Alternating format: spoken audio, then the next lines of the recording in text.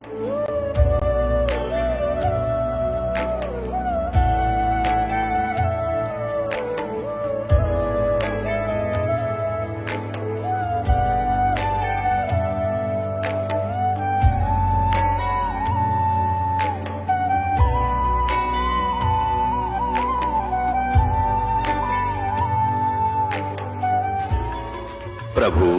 राम देव भगवान अल्लाह खुदा ईश आदि नाम एक ही शक्ति के हैं। वो कैसा है, कहां है, कैसे मिलता है, किसने देखा है? ये प्रश्नवाचक चिन्ह पूर्ण रूप से हटाने के लिए अवश्य सुनिए जगत गुरु तत्वदर्शी संत रामपाल जी महाराज के अमृत वचन, सर्व पवित्र धर्मों के पवित्र शास्त्रों के आधार पर। बहुत सुंदर झरने हैं वहां पर, लेकिन वहां पर ये पशु पक्षी नहीं है। और पुण्यात्माओं, अभी तक आप जी ने जो ज्ञान सतलोक के विषय में सुना है, वो उन नकली संतों और अनुभवहीन व्यक्तियों का सुना है जिन्होंने सपने में भी सतपुरुष और सतलोक को देखा ना जाना, समझा भी नहीं।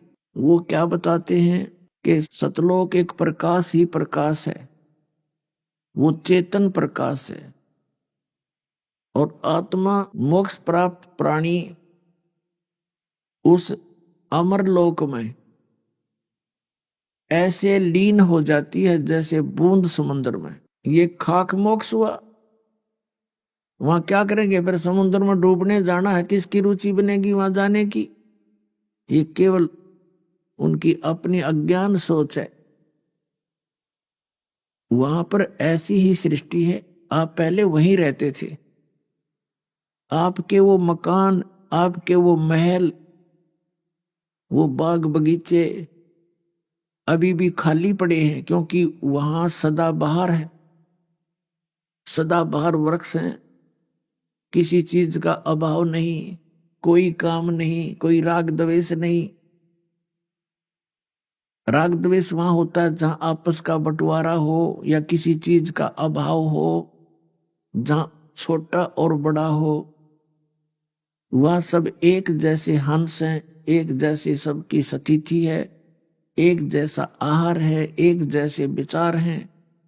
तो वहां शरीर भी इस 5 तत्वों से बना हुआ नहीं है, वो केवल नूर तत्व से बना हुआ है।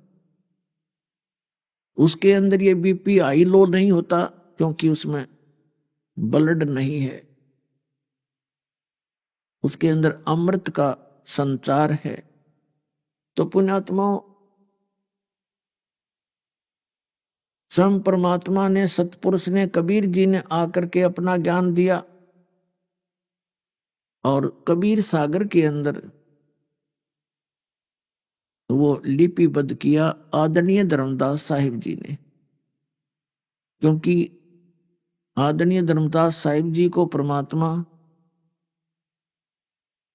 अपने विधान अनुसार मिले थे।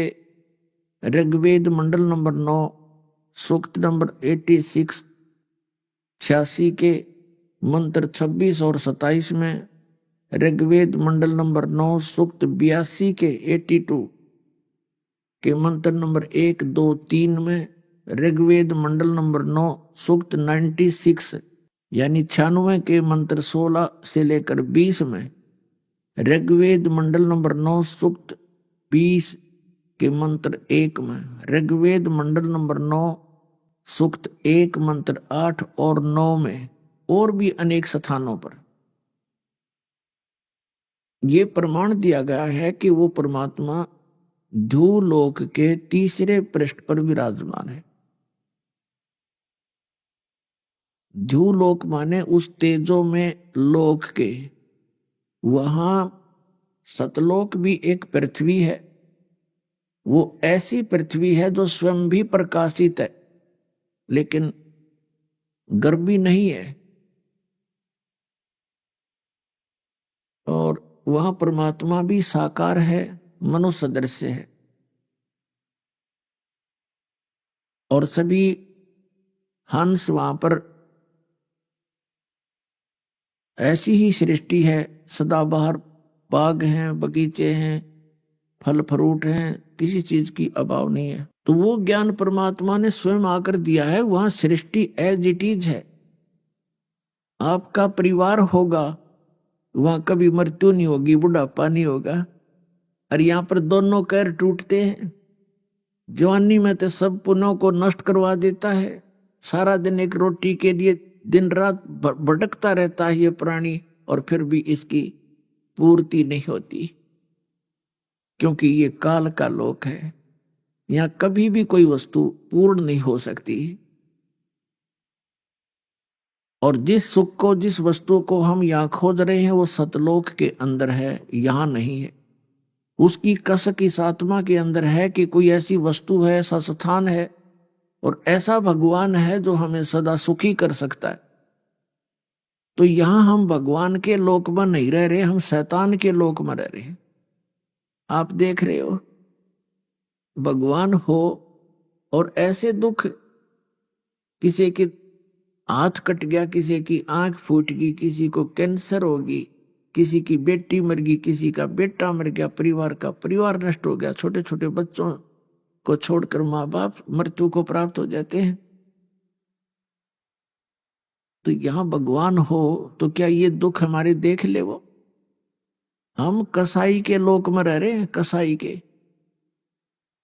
पुणात्मा, आपके ऊपर काल ने इतना वजन डाल रखा बुद्धि पे और अज्ञान से परिपूर्ण करवा दिया इन अज्ञानी संतों और महंतों से, आचार्य और शंकराचार्यों से,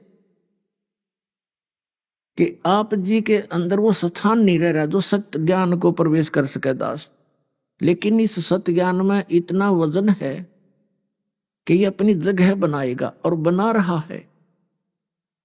एकदम से नया ज्ञान और नया भगवान, और कितना अब स्वीकार हो रहा पुण्यात्माओं को, क्योंकि इन परमात्मा के इन वचनों में जो दास सुना रहा है एक बहुत बड़ा वजन है, और ये अपना स्थान बनाएगा ही बनाएगा।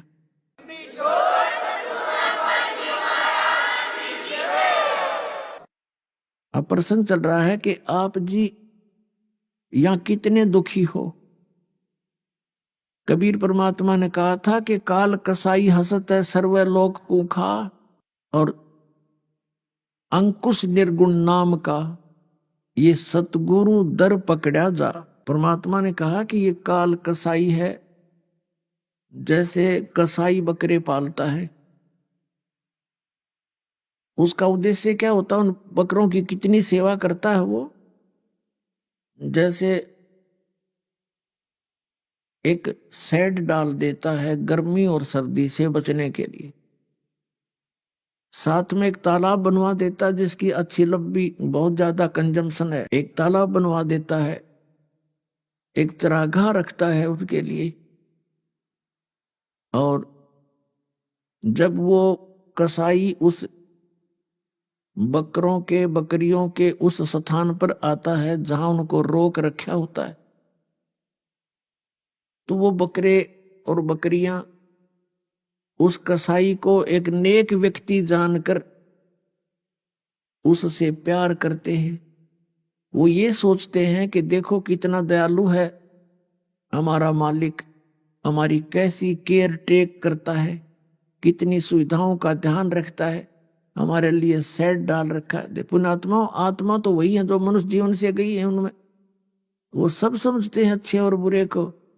जैसे हम देखा करते थे, जो घर का सदस्य पशुओं को चारा डालता था प्रतिदिन, तो उसको देखते ही वो रीकने लग जाते थे, उससे प्यार करते थे, जीभ से चाटते थे कि ये बहुत अच्छा आदमी है।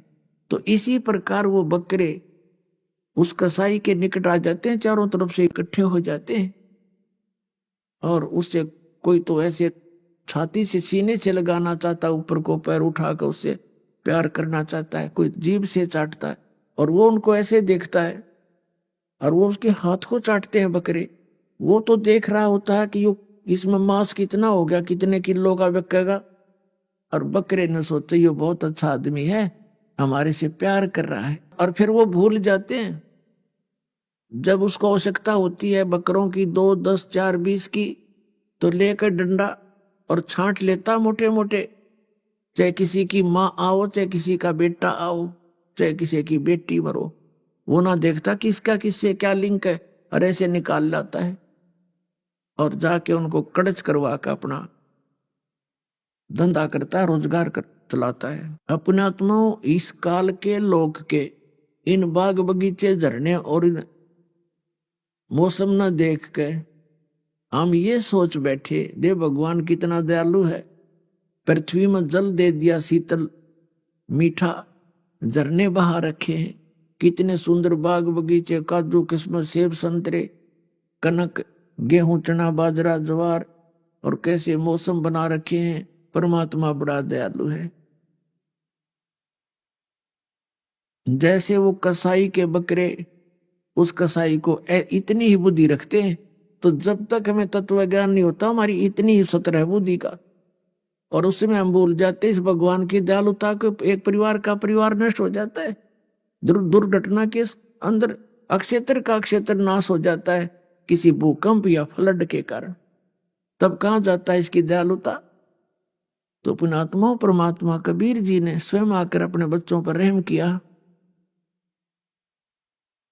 कि जिसको तुम भगवान मानकर और यही इसके लोक में रहने के आदि बन गए हो, ये लोक ठीक नहीं, ये भगवान नहीं है, ये तो काल है। श्रीमद् भगवत गीता अध्याय नंबर 11 के मंत्र नंबर 32 में ये स्वयं कहता है कि अर्जुन मैं काल हूं और अब परिवर्त हुआ हूं। ये श्री कृष्ण जी के अंदर प्रवेश कर गया और फिर उसको दिखाया, जब वो सीधे हाथ नहीं माना, अर्जुन युद्ध करने को तैयार नहीं हो रहा था, तो उसको उससे बाहर निकल कर कृष्ण से और ऐसा विराट रूप दिखाया, अपना असली रूप, और कहा देख ये है मेरा उस ओरिजिनल रूप, मैं काल हूं और सबको खाने के लिए आया हूं। उसका उद्देश्य तो ये था उसको डरा दूं, धमका दूं, ये युद्ध कर ले, उसने नाश कराना था। श्री कृष्ण जी नहीं चाहते थे युद्ध करवाना बिल्कुल भी, वो तो उन्होंने पहले फैसला कर दिया था कि मैं युद्ध में हथियार भी नहीं उठाऊंगा, तो क्या वो व्यक्ति फिर युद्ध के लिए प्रेरित कर सकता है। और ये एक तरफ मैं होऊंगा, एक तरफ मेरी सेना होगी, और मैं हथियार भी नहीं उठाऊंगा, तो फिर क्या वो लातों से मारता। कहने का भाव यह है कि बिल्कुल युद्ध प्रिय नहीं थे, नहीं चाहते हो तो मजबूरी में, जैसे जरासंध जैसे निकम्या ने और शिशुपाल जैसे ने बकवाद करी, वो दूसरी बात है, नहीं तो वो कभी किसी को दुख देने वाले इंसान नहीं थे। वो त्रिलोकी भगवान थे, 3 लोक के मालिक थे, स्वामी थे, एक विभागीय मंत्री यानी सतोगुण भगवान। तो हम काल के लोक में रह रहे हैं। और कबीर साहब क्या बताते हैं, कबीर ये माया अटपटी सब गट आन अड़ी, किस किस को समझाऊं या कुएं भांग पड़ी।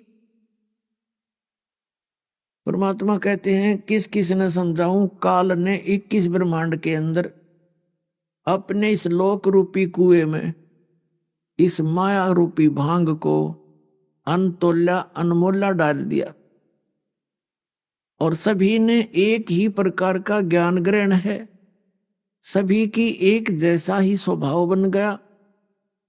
अब इस ज्ञान से ही ये भांग नशा उतरेगा, इस काल की भांग का। ये एंटीबायोटिक आपको दिए जा रहे हैं, जो आपके अंदर या सोच गलत होगी, हमारे अंदर क्या सोच होगी, बड़ी कोठी हो और बहुत ज्यादा पैसा मेरे बैंक बैलेंस हो, और फिर मैं बकवाद करूं विवाह शादियों में, सबसे ज्यादा दान दूं, लोग मेरी प्रशंसा करें। इस तरह की बकवाद हमने अपने अंदर ठोक ली। पुण्यात्मा ठीक है, समाज कुछ करे, संसार कुछ करता रहे, है तो वो गलत, फिर भी जो भक्त इस मार्ग पर लगेंगे उनको वो क्रियाएं बिल्कुल नहीं करनी होंगी जो भक्ति में बाधा करें। उसके विषय में हम बार बार बताते रहते हैं, तभी हमारी भक्ति सफल होगी। पहले तो ये उद्देश्य रखिए कि हम यहाँ के वासी नहीं हैं, और दूसरा परमात्मा कहते हैं मौत भूल गया बावड़े तन अतरज किया कौन, तन माटी में मिल जाएगा जो आटे में लौण, तेरी दिख अस्तित्व भी तेरा नहीं रहेगा और तू मौत भूल गया। जब ये प्राणी अपने जाने का समय भूल जाता है तब इसको बकवाद अच्छी लगती है, कार और कोठियां अच्छी लगती हैं, और संग्रह संचन करने में ये पागल हो जाता है। और परमात्मा परमेश्वर स्वयं आकर के ये ज्ञान देते हैं। अपने आत्माओं ये ज्ञान सतगुरु दे सकता है, ये ज्ञान जो दास आपको दे रहा है। सतगुरु के लक्षण कहूं मधुरे बैन विनोद, और 4 वेद 6 शास्त्र वह कहे 18 बोध। सतगुरु जो होगा सभी सदग्रंथों की जानकारी यथार्थ रखते हैं। जैसे परमेश्वर आए थे वो भी सतगुरु की भूमिका ही करके गए थे, और वो बिल्कुल अक्षर ज्ञान नहीं लिया था। वैसे तो वो सर्वज्ञ है वो मालिक, लेकिन हमारी दृष्टिकोण से उनको अक्षर ज्ञान नहीं था। और अक्षर ज्ञान ना होते हुए और 4 वेद 18 पुराण उपनिषद और गीता बाइबल और कुरान का वो ज्ञान रखते थे। अशिक्षित होते हुए शिक्षित होकर के ग्रहण कर लेते तो ये सोचते कि इन्होंने समझ में आगी होगी बात या पढ़ने से। तो इससे सिद्ध है कि वो परमात्मा है और वो सद्गुरु भी है। वो यथार्थ ज्ञान दे करके लिपिबद्ध करवा के धर्मदास जी से, और सह शरीर आए थे सह शरीर चले गए। तो सतगुरु की सबसे पहली पहचान ये है। फिर दूसरी पहचान ये है कि सतपुरुष जिन जानिया सतगुरु तिसका नाम। जिन्होंने सतपुरुष को पहचान लिया, ये अभी तक जितने गुरु और सतगुरु हैं नकली, ये सारे कहते हैं सतलोक में तो प्रकाश ही प्रकाश है, वहां कोई अस्तित्व नहीं है। और एक आधा नकली जैसे ये जम्मू वाला है, मधु परमहंस नाम है इनका, और ये मिलती जुलती कथा सृष्टि रचना तो इसने कक्का पता ही नहीं, फिर भी कबीर साहब की लीला 5-7 पढ़ के वो सुना देता है। तो भक्ते का दे भक्त ने कहा जी वो भी बहुत अच्छी कबीर साहब की जानकारी रखता है, वह बहुत अच्छी बात है, लेकिन दास को पता था कि ये जानकारी अन्य चीज होती है और रोग नाशक औषधि से काम बनेगा। जैसे किसी रोगी को ज्ञान हो गया कि तुझे ऐसा रोग है और बताने वाले ने भी सही बता दिया और औषधि दोनों के पास नहीं, तो उस ज्ञान ने सिर में मारेंगे। अब ज्ञान भी हो और समाधान भी हो तो तब बात बनेगी। तो वो क्या कहता है, जम्मू वाला रांझड़ी उसका आश्रम है, उसने सृष्टि रचना सुना रखी है। उसका टीवी के ऊपर भी एक सब आता है प्रोग्राम। तो क्या बताता है कि सतपुरुष गुप्त थे, अनुराग सागर की वाणी को पढ़कर सुनाते हैं। फिर कहते हैं परमात्मा ने इच्छा की कि हंस उपजाऊं, तो सबसे पहले परमात्मा ने एक शब्द उच्चारा, उससे प्रकाश से प्रकाश हो गया। उस प्रकाश में परमात्मा स्वयं समा गए, वो फिर चेतन हो गया, जीवित हो गया। प्रकाश पहले मरा हुआ था और फिर उसमें यानी प्रकाश में भगवान समा गया, फिर वही तो अमरलोक हो गया। वो सतपुरुष जब प्रकाश में समा गया तो वो अमरलोक हो गया। और फिर नो कह सार नाम भी वही और सत नाम भी वही, सार शब्द भी वो अमरलोक। या सुनाई उन्हें सृष्टि रचना। उसने थोड़ी सी भिन्नता यह बताई कि परमात्मा ने जीवों की उत्पत्ति नहीं की, अमर पुरुष ने, उसने ऐसे प्रकाश उछाड़ दिया, चटक दिया। फिर जैसे बूंद, जैसे जल को मुट्ठी भर के ऊपर फेंक दें, फिर वो छोटे छोटे कण बन कर वापस आता है, जल में गिरता है। ऐसे वो प्रकाश ऊपर छटक दिया, फिर वापस आया तो वो छोटे छोटे कण बन गए उसके, और वो प्रकाश में मिला नहीं, वो छोटे छोटे बिंदु से बन गए, वो आत्मा बन गई। और वो ऐसे घूमने लगी उसमें, उस प्रकाश में, जैसे मछली समुद्र में घूमया करे। राधा स्वामी वाले जय गुरुदेव वाला न तो भगवान में हुआ वही सतीथि बता करके ये बता दिया कि मोक्ष प्राप्त प्राणी उसमें जाके ऐसे डूब जाता है, मिल जाता है जैसे बूंद समंदर में। और इस चातुर प्राणी ने चतुरता दिखाई थोड़ी सी अलग से, क्योंकि कबीर सागर में लिखा हुआ है वह आत्मा का अस्तित्व अलग है, 16 सूर्य जितना उसका प्रकाश पूरी बॉडी का है। और करने नो दीदार महल में प्यारा उसकी लास्ट की कलियों में लिखा हुआ है कि जब हंस मोक्ष प्राप्त प्राणी सतलोक में जाता है, प्रवेश करता है, उसका 16 सूर्य जितना प्रकाश बॉडी का हो जाता है। और परमात्मा साकार है भगवान, उस पर चंवर करता है जा करके। मोक्ष प्राप्त प्राणी सबसे पहले मालिक के दर्शन करता है, उनको सेवा करता है, दाता है कि 100 शुक्र मनाता है, उससे बातें करता है। और परमात्मा के एक रोम को में करोड़ सूर्य मिला दे, करोड़ चंद्रमा, इतनी रोशनी है। और वो नौका वहां डूब कर मर जाता। और ये नकली नौका है जम्मू वाला, रांजड़ी वाला, श्री मधु परमहंस नाम है इसका। कहते वो बूंद सी है, बिंदु सी, और वहां जाकर उसमें फिर वो चक्कर काटती रही। वहां भगवान नहीं है साकार। इन्हें खाक जाना, इन्हें बैठा दिया, इन जीवों को डबो दिया, थोड़ी सी चतुरता दिखा के। बीजक की बात कहेंगे, बीजक ना याद, ये पृथ्वी डोबन उतर कह मीठी बात। तो पुण्यात्माओं, सच्चा जो ज्ञान होता है उसमें बहुत बड़ा वजन होता है, और झूठे ज्ञान का अस्तित्व नहीं होता। अब ये जितने भी पंथ हैं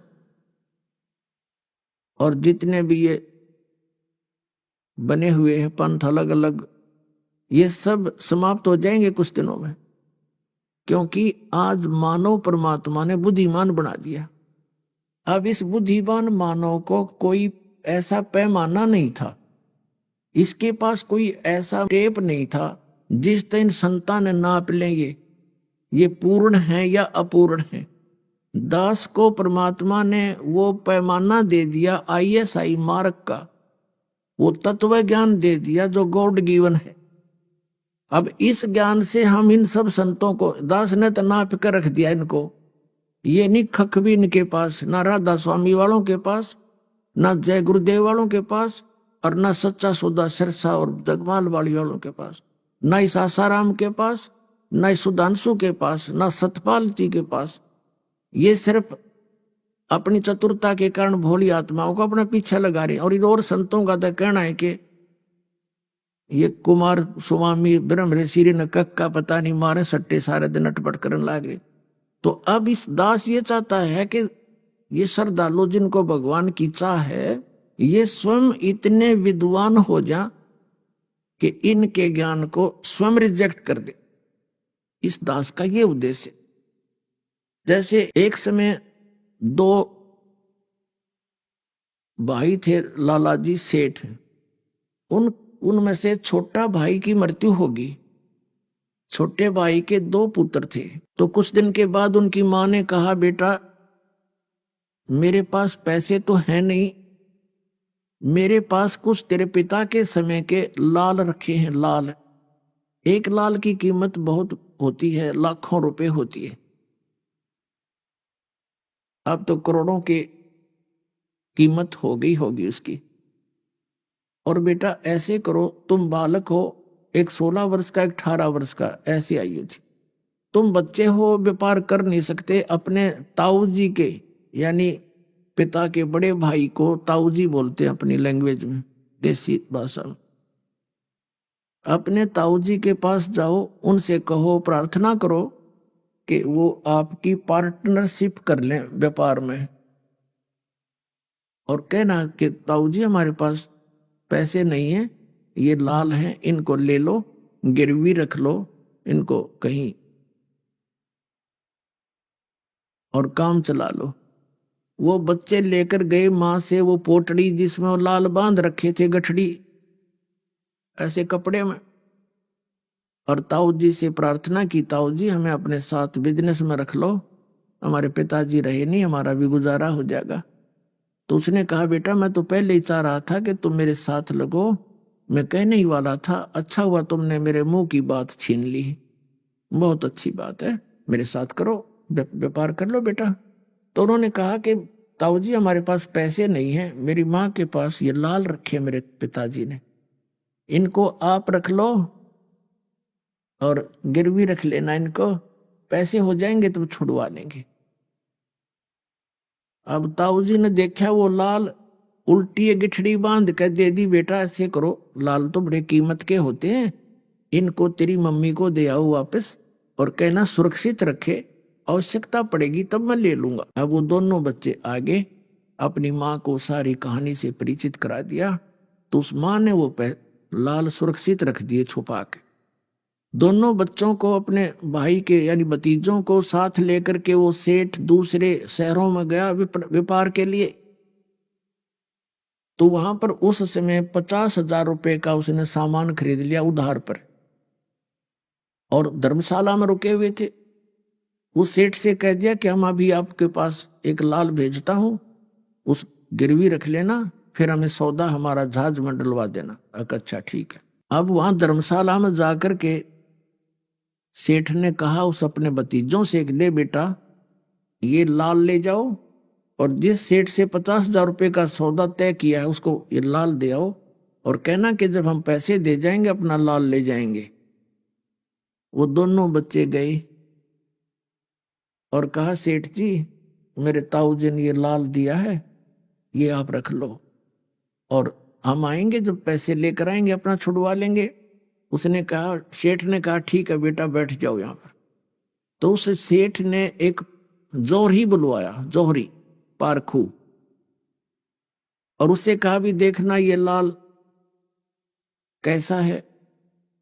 उस जौहरी ने उसके अपना लगा के देखा यंत्र, तो कहा ये सेठ जी ये लाल नहीं है, ये तो लालड़ी है। लाल तो 1,00,000 रुपए का होता है, तो 200 रुपए की भी नहीं लेगा कोई। तो सेठ ने उन बच्चों को भली बुरी कही कि तेरे ताऊ जी ऐसे व्यक्ति तो नहीं दिखाई देते थे, अब वो धोखा भी करने लगे हमारे साथ, मैं क्या उनको उधार देने से मना कर रहा था, और ये नकली लाल मेरे को लालड़ी दे दी, ऐसे कहकर गली में फेंक दी।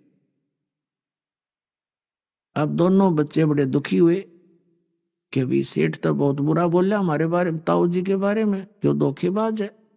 उसको उठाकर गली से लालड़ी को आगे धर्मशाला में, और कहने लगे ताऊ जी वो लाला जी तो बहुत निकम्मा आदमी है, ऐसे ऐसे बोला, हमारे लाल को गली में फेंक दिया। एक पता नहीं कौन बुलाया उसने, उसने कह दिया ये तो लालड़ी है।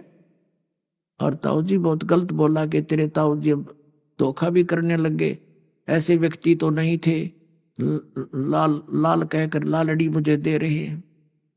तब उस सेठ ने कहा, अरे बेटा सचमुच मेरा धोखा लग गया भाई, वो ठीक कह रहे थे। अब दूसरी साइड में दूसरे बैग में रखा था वो लाल, अरे बेटा ओहो ये तो सचमुच लालड़ी है, धोखे से दिया गया, चोरों से बचने के लिए रखे हुए थे कि कोई चोर चारा होते इनको निकाल ली जाएगा लालड़ियों को, और लाल अपने बचे रहेंगे, तो इसलिए बेटा रखी हुई थी मैंने, अरे ये लाल ले जा और जाके कहो कि मेरा ताऊ जी ऐसा आदमी नहीं है जैसा आपने सोचा है, देखो ये है लाल, धोखा लग गया उनके। दोनों बच्चे फिर आए और सेठ जी से कहा, सेठ जी मेरे ताऊ जी का धोखा लग गया, गलती से लाल की जगह लालड़ी दे दी, ये देखो लाल है ये। उस सेठ ने फिर वो पारखू बुलाया जौहरी, उसने आते ही देखते ही बता दिया अपने ला के यंत्र कि ये सही लाल है, ओके है बिल्कुल, ये है वो लाल। तब उस सेठ ने कहा, देख बेटा ऐसा होता है लाल, देखा वो क्या उठा लाए थे तुम। तो कहने का भाव ये है, उन बच्चों को इस झटके से लाल और लालड़ी का पूरा ज्ञान हो गया, उनकी परख बन गई उनको। तो फिर क्या हुआ, वो दोनों बच्चों को लेकर वो ताऊ जी उनका यानी पिताजी का बड़ा भाई अपने भतीजों को साथ लेकर स्वदेश लौट आया। आकर उसने कहा, बेटा जाओ तेरी माँ से वो लाल ले आओ, उधार होगी गनी, एक आधे लाल को गिरवी रख लेंगे। तो दोनों बच्चे गए दौड़े दौड़े, माता ने कहा, आगे बेटा तुम आ जाओ भोजन पालो। तो बच्चों ने कहा, माता जी भोजन बाद में खाएंगे, पहले ना हमारे ऊपर कर्जा बहुत हो गया है, और वो लाल दे, ताऊ जी ने मंगाए उनको गिरवी रखेंगे हम। अकेले जाओ बेटा। वो बुढ़ी माई ने ला कर दे दिया पोटली गठड़ी जितने धर रही थी 5-7 हुए। बच्चों ने सोची देखते ले लाल है कि लालड़ी। उन्होंने वही खोल ली गठड़ी अपने आंगन में, अपने कमरे में, साल में भीतर, और खोल के दोनों ने देखा वो तो सारी लालड़ी थी, लाल नहीं थे। तो उन्होंने वहीं पर अपनी माँ के सामने ही कहा, माता जी आप तो बड़ी भोली भाली हो, ये लाल नहीं है, ये तो लालड़ी है।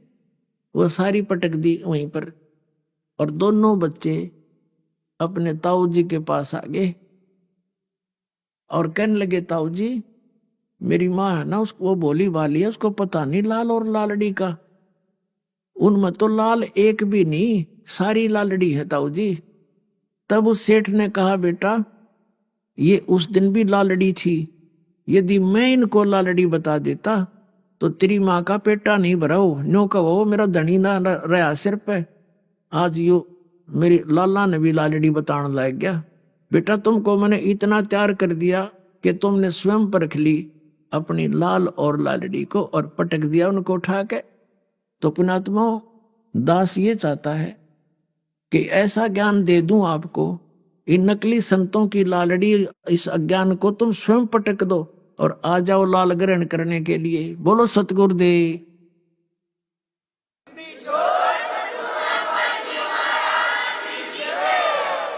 एक समय एक विद्वान था, उसका नाम था पंडित सर्वानंद, और उसने चारों वेदों को, गीता जी को, पुराणों को, उपनिषदों को बहुत अच्छी तरह गहनता से पढ़ा था, अध्ययन कर रखा था, और उनके अध्याय और श्लोक मंत्र कंठस्थ याद कर रखे थे।